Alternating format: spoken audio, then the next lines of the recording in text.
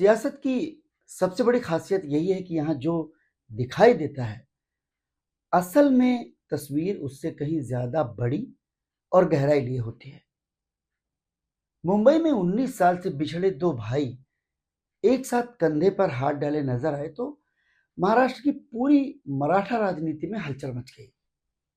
जल्द ही बीएमसी चुनाव होने वाले हैं, उस पर अटकलें लगने लगी। पिछली सरकार में जिसने बीजेपी की सत्ता बनाने में अपनी ही पार्टी के दो टुकड़े करवा दिए और इसके एवज में मुख्यमंत्री बने, और इस बार उप मुख्यमंत्री की कुर्सी से काम चलाना पड़ रहा है। आप समझ ही गए होंगे कि हम किसकी बात कर रहे हैं। एकनाथ शिंदे। उनकी मराठा राजनीति को लेकर के सवाल उठने लगे। लेकिन महाराष्ट्र में ठाकरे ब्रदर्स का यह भरत मिलाप क्या दिल्ली में बैठे प्रधानमंत्री मोदी और अमित शाह को सत्ता की बिसात पर शाह और मात देने की एक चाल भी हो सकती है? क्या मराठी अस्मिता के बहाने मोदी और शाह को पस्त करने के लिए ये तस्वीर सामने लाई गई है? जानते हैं, 19 वर्ष के बाद ऐसा हुआ है जब राज और उद्धव साथ नजर आए हैं। अब अगर ये चाल है तो ये चाल किसकी हो सकती है? नमस्कार, मैं हूं विजय। आप देख रहे हैं एक्सक्लूसिव खबर। आज के दौर में जो सच है वही एक्सक्लूसिव है, और आज का सच ये है कि महाराष्ट्र की राजनीति के जरिए दिल्ली की राजनीति के शिखर पर बैठे गुजरात के दोनों नेताओं को चुनौती दी गई है। 5 जुलाई को मुंबई के वर्ली सभागार में दो मराठा क्षत्रपों उद्धव ठाकरे और राज ठाकरे की भारत मिलाप की जैसी तस्वीर नजर आई। उसके क्रिएटर यानी उसके रचयिता कौन है और उनका मकसद क्या है?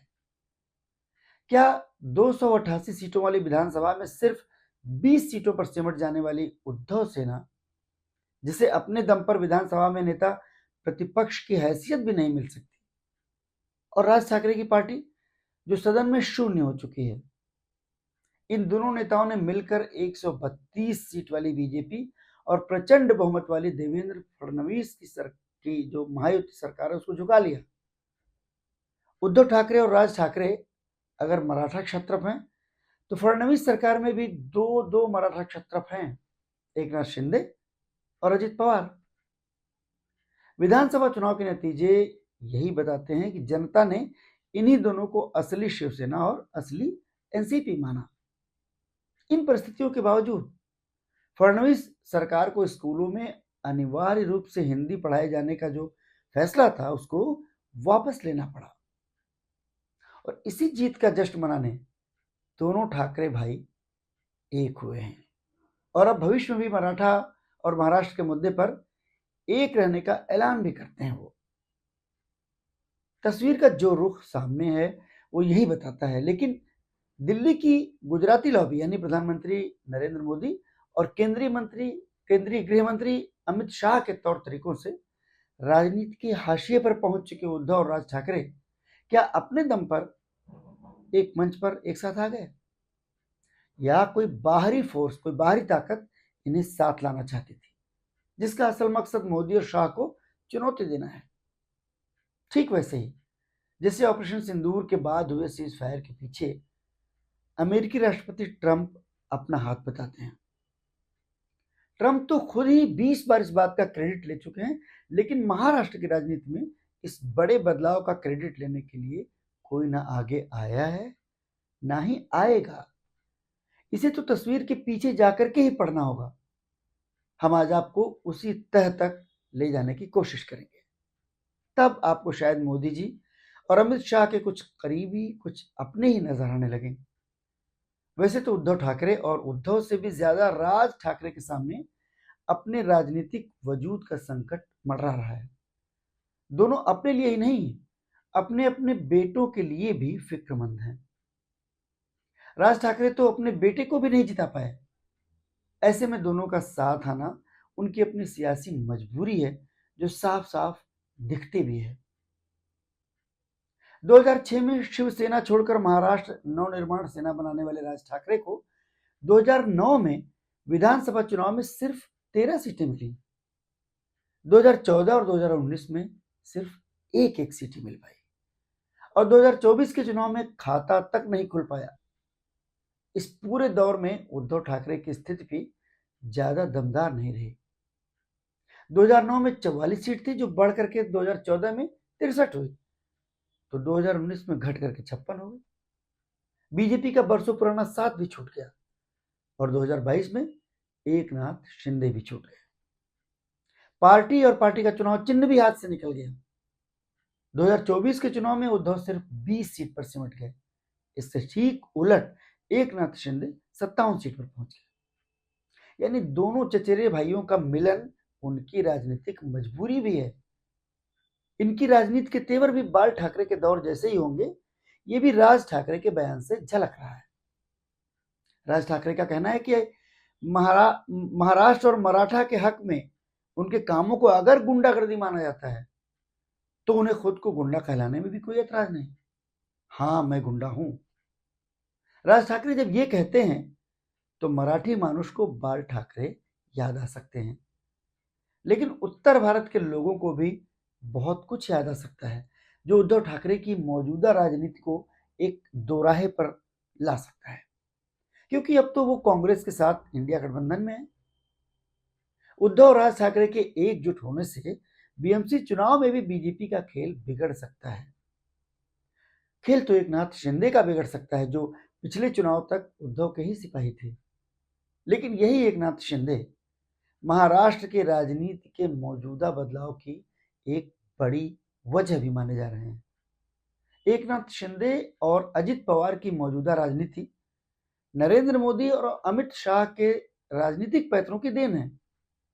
इसमें अजित पवार की राजनीति भी सत्ता की थाली में चटनी पापड़ और अचार जैसे ही है, लेकिन एकनाथ शिंदे वो मेन कोर्स में शामिल होते हैं।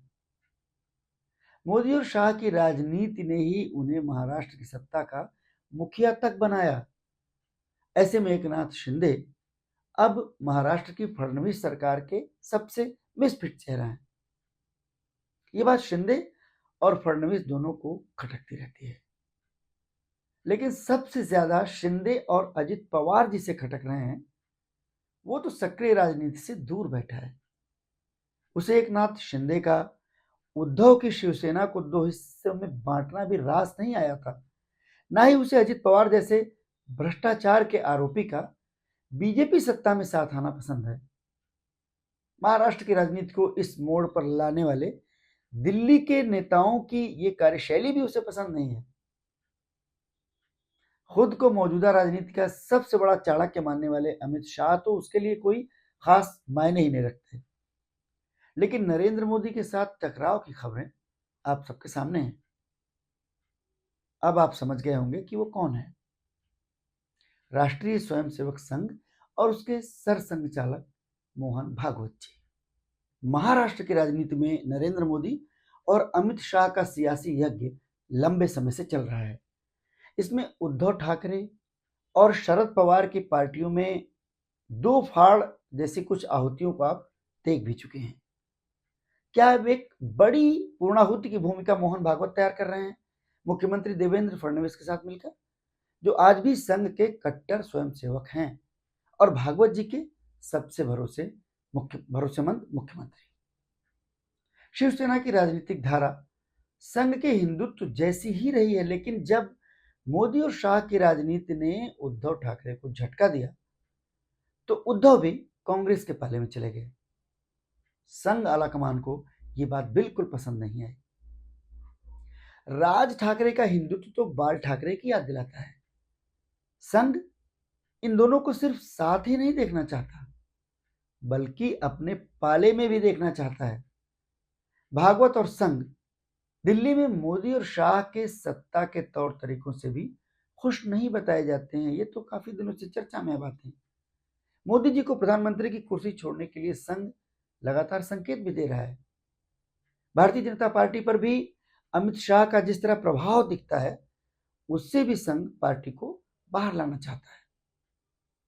अब संघ बीजेपी और सत्ता दोनों को ही गुजरात लॉबी के प्रभाव से निकालना चाहता है।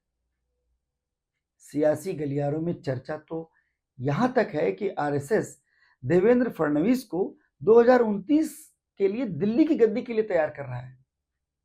इन सारी परिस्थितियों में अगर आप 20 सीट वाले उद्धव और 0 सीट वाले राज ठाकरे के आगे फडणवीस सरकार को सरेंडर करते देखते हैं तो अंदेशा यही होता है कि ऐसा जो हो रहा है वो संघ के इशारे और फडणवीस की मर्जी पर ही हो सकता है, वरना उद्धव सेना या एमएनएस के प्रदर्शन को नाकाम करना फडणवीस की पुलिस के लिए चुटकियों का काम था।